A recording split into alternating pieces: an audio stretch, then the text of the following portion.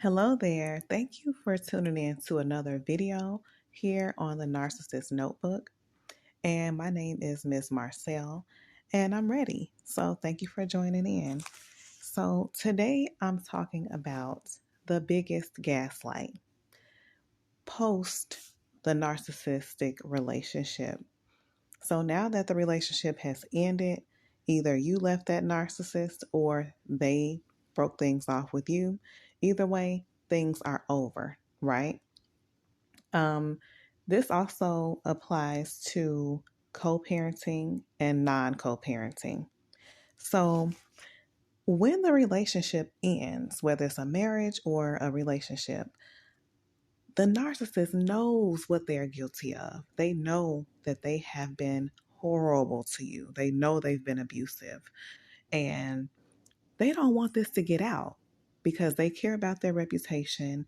They don't want people to know that they are this sadistic, twisted personality, this dark personality. So, in my situation, and yes, it varies, but in my situation, this narcissist wanted to keep everything hush hush. Once the relationship ends, some of them feel that you should just take that with you and keep it quiet. Just like when people say what happens in this house stays in this house, the narcissist feels like what happened in this relationship stays in this relationship. They want to put everything in a little capsule and put a cork in it and toss it into the ocean. And then when they see you, they want to move forward, being cordial, semi-friendly. I mean, if you let them back in and let them act like they're going to put on this new face and say, okay, well, now we're friends. Now that I've gotten away with it, now we can be friends. This is what they want. You know, we hear all the time about narcissists wanting to be your friend after the breakup. They want to be your friend with the exception, okay, in exchange for you got to be quiet about that. You got to sweep that under the rug and throw it out. Throw it in the trash can, never to be spoken of again. If you are talking and you're not letting it go, no, they're not going to want to be your friend. They're going to turn into the victim, but I'll get to that later in the video. So, yes, they want to sweep everything under the rug because they don't want to be accountable. So much like in tax season, where it's tax season right now, people go tax exempt. The narcissist wants to go accountability exempt. Okay. They feel that the relationship is over. Everything that happened in that relationship is also over. They don't want to hear about it. All right. Another thing that they will do following this, wiping the slate clean. Okay. They want that slate wiped clean. Following that, they will use their new mask, their new outlook on the relationship or the post relationship. This is for all my co-parents out there. They want to shift that focus into moving forward. It's onward and upward from here. Everything's positive. They want to shift that focus onto the children. This is a mind game, okay? This is where they sway people's opinions. They want to use their new positive influence to persuade people to thinking that, oh, this person, they are really humble and they are being the bigger person. They don't want the drama. They don't want the drama. They don't want to argue with this person. They have let this person go and they have moved on. Look how focused they are on their children. And that's what's so important is the children, right? And they just have this stereotypical fake, okay, this cliche outlook on co-parenting. Oh, we have to move on. Oh, well, whatever happened in the relationship, let's just let bygones be bygones. Just let it go. So this sways people's opinions into seeing them as a decent person. Like, well, the fact that they want to move on and they're so focused on their kids, it shows that they probably weren't that bad to deal with in a relationship. Right? Unless you're dealing with a narcissist, right? So, yeah, they use that to sway people. Let's just shift our focus onto the children. And so they become, they're friendly. They're trying to cover up that abuse. They don't want to say anything against the ex-wife or baby mom or ex-girlfriend, because if they open that can of worms, they know that you will have a reason to respond and you will start talking. And when the relationship is over, that's when we do a lot of talking, right?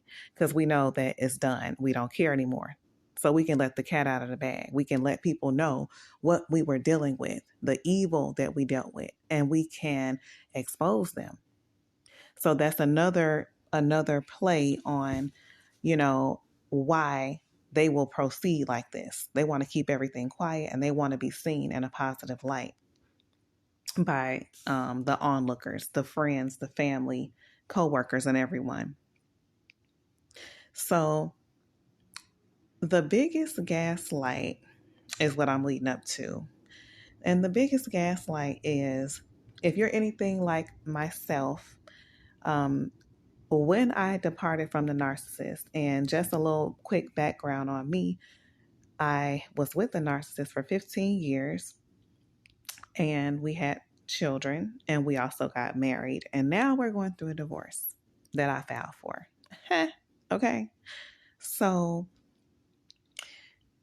when this happens, sometimes we survivors, at the end of the relationship, it's like, okay, well, now there's no pressure to walk on eggshells. Now we don't have to try to do things to please the narcissist, trying to keep the peace with them or keep the relationship or marriage together. Once it's over, it's like we can get everything out in the open. Like, hey, what was up with that? Why did you treat me that way? I was just trying to be a wife. I was trying to be there. I did everything. I went above and beyond to be a good wife, right? And you feel like you can talk about things because it's over. So there's no more pressure. But even now that things are over, the narcissist, like I said, they want that slate wiped clean. It's like, why do you care about this? We're not together. They feel like, yeah, I cheated on you, but hey, guess what? You left. So problem solved. They no self-reflection, no awareness, no accountability. It's like once you left, all the problems we had left with you. This is how they feel, and it works for them, right? Which is the only thing that matters to them. But I compare it to a high school student who was screwing up all 4 years of high school, fighting, skipping class, going to summer school, getting into it with the teachers, getting bad grades, right? But this student, they finally made it. They are walking across that stage with their class. They are graduating. That student is like, hey, forget everything that happened in the last 4 years that I did. Forget about when I cheated on the test and when I stole the principal's car. Forget about all that. I'm graduating. I made it. They don't want to hear about anything, all their transgressions. They don't want to hear of it because it doesn't matter. They reached that goal. That's how the narcissist views the end of a relationship. They don't need to hear about nothing that happened. It's done and over with. Why are we talking about this? This is how they see it. So the biggest gaslight, going back to that, I was really set on getting that acknowledgement from the narcissist about their horrible behavior and their abusive ways, the abuse that they inflicted on me. And I was like, no, I want to know why. I want you to admit to what you did, and I want an explanation. And I kept drilling and drilling and drilling. And the narcissist gave, vague acknowledgement, vague apologies, right? And I was like, no, but do you understand? And I kept drilling. I drilled some more. What happened was the narcissist waved that white flag and said, do you want me to hurt myself? Why do you keep saying these things to me? You're making me feel horrible. Is this what you want? You want me to feel bad about myself? The narcissist actually threatened to do damage to himself that he could not undo. And it scared me, y'all. It scared me so much that I was like, okay, I'm done. I backed all the way off of, trying to shake him into that accountability, trying to shake him into that accountability and trying to wake him up and say, hey, do you know what you did to me? Do you care? I had to let it go because when he made that threat to do self-harm, I didn't want that on my conscience. I didn't want that on my conscience. And I didn't want to feel like I was the cause of it. So I was like, you know what? What a coward, what a coward. But I let it go. So they are so afraid. Have such a weakness to accountability that they will threaten self-harm. Will they actually follow through on it? I don't know. These people have multiple masks and different personalities, and they'll switch it on and switch it off like a light switch. So I wouldn't put it past them, but they do a lot of faking. But then and again, you never know. How far will a narc go? But they went that far to threaten themselves. So I would stop making them feel ashamed. So I would stop holding him accountable. All right. So, but going back to the biggest gaslight once again, the biggest gaslight is when you hold them accountable, like I just went over, one of the things that they probably will say is, why didn't you leave? Why didn't you leave? If I was that terrible, where's your accountability? And they will flip it on you and say and blame you for staying with them through the abuse and say that basically you brought that on yourself. If you were with them for a long time, they're like, why would you stay with me? You saw what I was doing. It's your fault for not leaving me when you knew that I was doing hurtful things to you. It's like when a liar says, well, why did you believe me? You should have known I was lying. I mean, it's the biggest gaslight, ain't it? They blame you for what they did to you. And then turn around and ask you, well, why did you put up with that? And it's the biggest gaslight because I have had outside people, friends, different people the few people that I have shared my journey, my experience with, some of the abuse with, people will ask, why did you stay? And then why did you stay so long? Why did you stay? People will ask. But it's particularly triggering when the person that inflicted the abuse says, why did you stay with me? Why did you keep trying to love me? Why did you put up with me? Why did you forgive me? Why did you listen to me when I said I wanted to be with you and I wanted to be a family and raise our kids? The very person that lied and schemed and did the harm to you will turn around and ask you, why did you stay with me?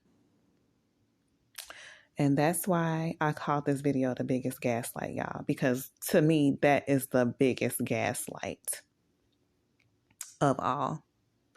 So if you're listening to this, I would say you are not responsible for nobody's actions.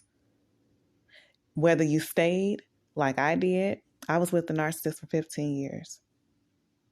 Didn't know what I was dealing with, but I'll go into detail about some parts of my story in later videos. So I hope that you keep listening. I hope that you enjoyed my insight and my perspective on this topic. And I want to stress, you are not responsible for anyone's actions. A narcissist will come home and kick the dog and blame it on the dog. You are not responsible for someone doing harmful things to you. Purposely trying to insult you and lower your self-esteem. Purposely going out and cheating on you and making it feel like it's your fault. Exposing us to diseases. I mean, That's not nobody's fault except the person that's doing it. Now, you shouldn't be blamed for loving somebody who you thought loved you. You shouldn't be blamed and shamed for that. Is there a certain level of accountability for us survivors? Absolutely. I'm going to keep it all the way real, keep it all the way honest. Yes, everybody has a role to play. Yes. However, you are not responsible for someone else's decisions. That narcissist made the decision to be evil and wicked, and they enjoy it. That's their decision, not ours, not yours. All right. So once again, I want to thank you for listening, and I will be back with another topic. Thank you, and God bless. And stay away from that narcissist.